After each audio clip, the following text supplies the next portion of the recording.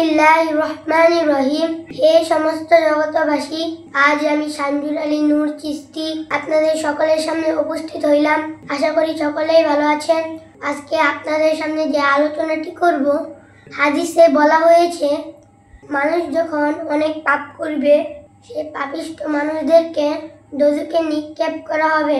আর দুজখে নিক্ষেপ করার আগে তাদেরকে পশুরূপে ফালানো হবে। তখন কি হবে?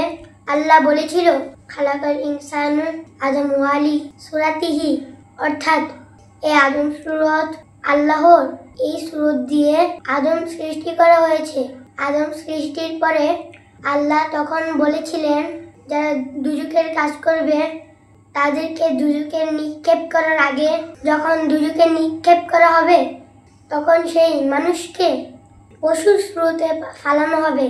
মানব স্রোতের একটা মূল্য আছে।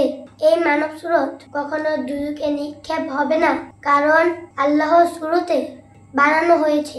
এই সমস্ত জগতবাসী ওলিয়া উলিয়ারা জানে যে ওলিয়া উলিয়ারা দুজখ দেখতে পায়, কারণ তারা গোপন ব্যাগ জানে।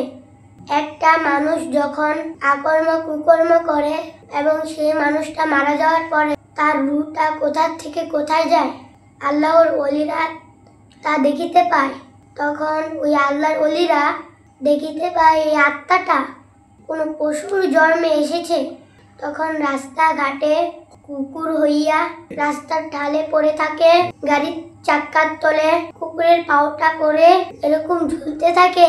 কোনো মানুষ তাদেরকে সাহায্য করে না, কোনো কুকুরও তাকে সাহায্য করে না। তখন এই মানুষটি জাহান্নামী হয়ে গেল। যারা জাহান্নামী হলো তাদের প্রতি আল্লাহ কাহার, তাদেরকে আল্লাহ শাস্তি দিতেই থাকে অনন্তকাল। এই সমস্ত জগতবাসী সকলের চরণে ধরে বলি, আমরা এই পৃথিবীতে জন্ম নিয়ে এসেছি আমাদের দ্বারা যেন এরকম ভুল না হয়। আর যদি এরকম জেনে বুঝে, তাহলে আমাদেরকেও সেই জাহান্নামের গভীরে ফেলে দেওয়া হবে। তাই বলতে চাই, ওয়াজ মাহফিলে শুনেছি মাওলানা সাহেবরা বলে দুজখের এতই গভীর, সেই গভীরে যখন মানুষদেরকে ফেলে দিবে, এই কথাটাই তারা ভুল বললো। মানুষ কখনো দুজখে যাবে না, দুজখে যাবে পশু যারা পৃথিবীতে মানুষের ক্ষতি করেছে, মানুষকে নষ্ট করেছে, মানুষের মানুষের বাড়িঘর আত্মসাৎ করে খেয়েছে। তাদেরকে আল্লাহ জাহান্নামে নিক্ষেপ করে দিবে, আর তখন মানব সুরত থাকবে না। এই জগতবাসী, আজকের পর থেকে আমরা আর কোনোদিন পাপের কাজ করব না। এবার আসবো অন্য একটি কথায়। কোরআনের আয়াত অনুসারে আমাদের যেই কাজটি করতে হবে, আমরা যখন কোরআন পড়ি, কোরআন কিন্তু আমাদেরকে শিক্ষা দেয় না, কোরআন কিন্তু আমাদের সাথে কথা বলে না। কোরআন আমাদেরকে পড়তে হয়, তখন কোরআন আমরা শব্দ করে বুঝতে হয়, তখন আমরা কোরআনে কি লেখা আছে বুঝতে পারি। তাই বলতে চাই, কোরআনের অনেক জায়গাতে আছে মুর্শিদ শব্দ অর্থ পদপ্রদর্শক।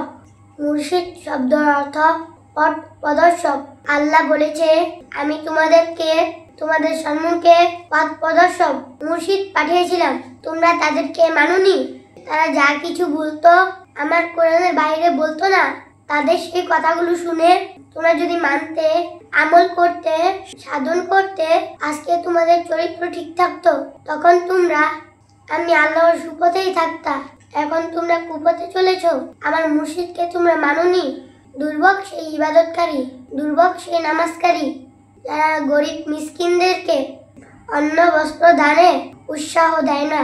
দুর্ভোগ সেই ইবাদতকারী যারা আমার ওলিয়া উলিয়াদেরকে কামেল মুর্শিদকে মানলো না, সে আমার রাসূলকেই মানলো। যে আমার রাসূলকে মানলো না, সে আমি আল্লাহকে মানলো না। তোমাদেরকে জাহান্নামে নিক্ষেপ করা হবে। এত নামাজ পড়ে, এত রোজা করে, এত হজ যাকাত করে কি লাভ হলো? যদি কামেল মুর্শিদের কাছে না যাওয়া হয়, তাহলে সবকিছুই বিফল। তাই মসনবী শরীফের মধ্যে বলা হয়েছে মান না কাছা শয়তান, জগতে যার পীর নাই তার পীর হলো শয়তান। এই সমস্ত জগতবাসী অবশ্যই কামেল মুর্শিদকে ধরতে হবে। এর মধ্যে আরেকটি কথা আছে, তরিকতের লোকগুলো এই কথা বলে থাকে মান আরাফা নাফসাহু ফাকাত আরা রাব্বাহু, যে নিজেকে চিনলো না সে নিজের রবকে চিনতে পারবে। যে নিজকে চিনলো সে তার রবকে চিনলো। ধন্য হবে তার জীবন। হে সমস্ত জগতবাসী, আজকে যে আলোচনাগুলো করলাম, কোন আলোচনাটা আপনার কাছে ভালো লেগেছে আর কোন আলোচনাটা আপনাদের কাছে খারাপ লেগেছে? যদি ভালো লেগে থাকে তাহলে কমেন্ট করুন সামনে কি ধরনের আলোচনা চাইছেন। যদি খারাপ লাগে কমেন্ট করুন যেন ভালো আলোচনা দিতে পারি।